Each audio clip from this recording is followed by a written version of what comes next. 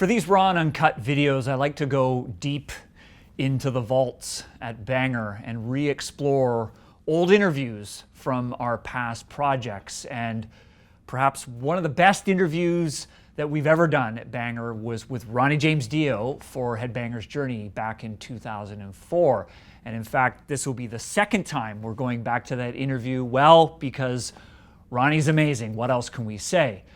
But the one thing that struck me looking at it this time was Ronnie's thoughts about the relationship between metal and quality. And I think it's still very relevant now in 2019 with the capabilities of digital production and all of the tricks we can pull when making metal music. And I think there's some cautionary words in here from Ronnie as he gazes into his crystal ball.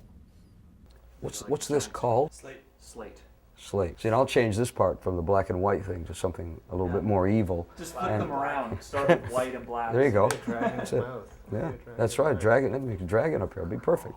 Yeah. Black And you open it, flames come out. Black and red. Market. So I guess I want to know from you. I mean, do you think these stereotypes about metal musicians and metal fans still persist today, even though there is that kind of assumption that metal isn't around anymore? Oh, I think it will never go away. I think once you put, once you have little tissues that come out of a box and you blow your nose on them, they're going to be called Kleenex for the rest of our lives because that's what we call them. Jello is Jello. These are all brands, but I think that once you've labeled something in such a strong manner, I think those preconceived notions will probably always be there. I doubt very much that this is going to change too many people's perception of what we're talking about. But once again, it's interesting to find out what the real truth is, and I'm sure that this will reveal that. Mm-hmm. I reviewed our interview that we did at the Vaughan Festival and looked over a lot of things that we had talked about, and it not surprisingly was a very positive conversation about the positive aspects of heavy metal and heavy metal culture. And I can just talk through while this is happening because no one actually needs to hear my voice. But I think we got 12 of them, so it's the most, right? This one goes up to 13.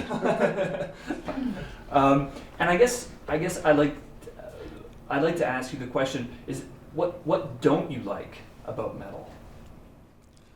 What I don't, that could go a lot of different ways. What I don't like about it is the fact that it doesn't get any attention, of course, but that's not really what you're alluding to.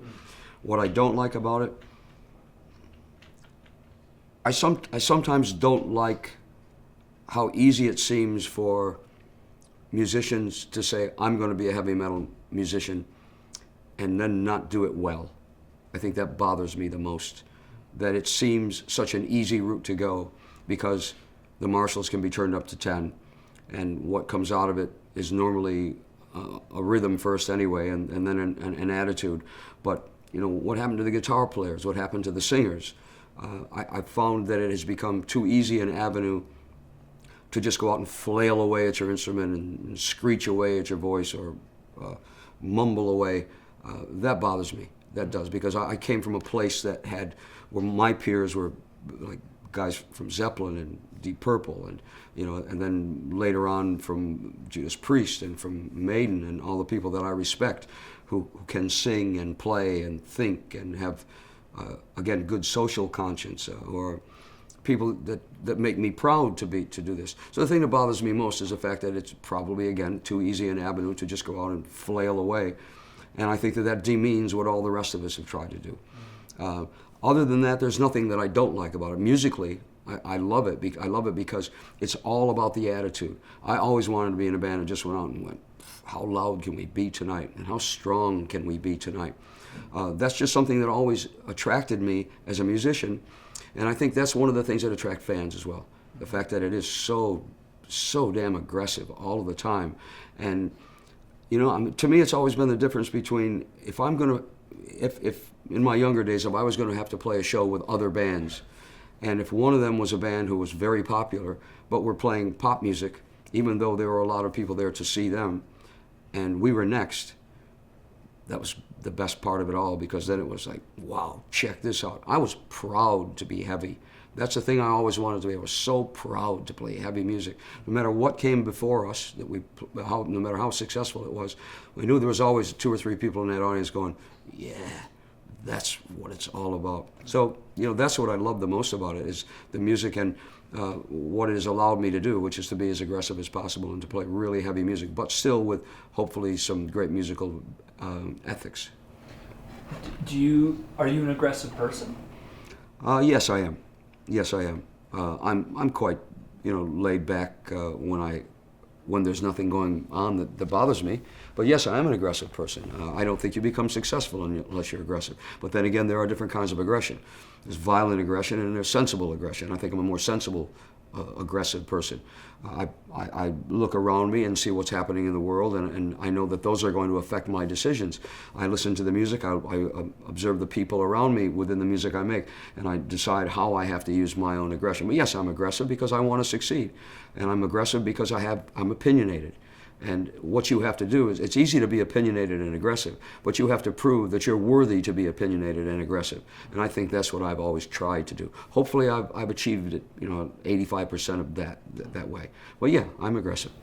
And I think we talked a little bit about this before on the issue of aggression. I mean, something we're trying to work out, or at least talk about in this documentary is that whole aggression and violence association with metal. And I think that I don't know if we'll be able to say metal people are this way in one way or not, but it strikes me that maybe metal people aren't all that aggressive, and that this becomes the only vehicle. Because actually, I don't consider myself to be a very aggressive person at all, and I think that I often think maybe the reason why that is because I've always had this place. So whatever I have of aggression within me, whatever is there is expressed through this music. Absolutely. Whether I play it or listen to it or what. Of course, that's the whole secret. That is exactly the secret to it all.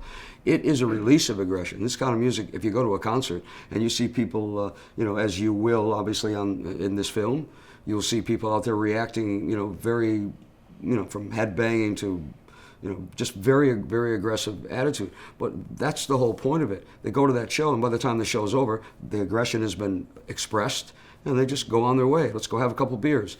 I don't find metal people aggressive after the fact. I find them no more aggressive than the people who destroy a town after an NBA championship game or after a hockey championship game. It seems to be very fashionable that if you win the championship, then you better destroy the town. I don't quite understand that one, and I've never really seen that happen to metal crowds, because their aggression has been expressed, and they're, all right, I feel so much better now. I mean, I think it's the perfect release for aggression. I think all psychiatrists and psychoanalysts should prescribe, go to metal shows, go scream and yell your head off, and then you'll probably be pretty happy after that. You are a great example. You don't appear to be an aggressive person. I'm sure I don't appear to be an aggressive person sitting here either, because we release our aggression through the music.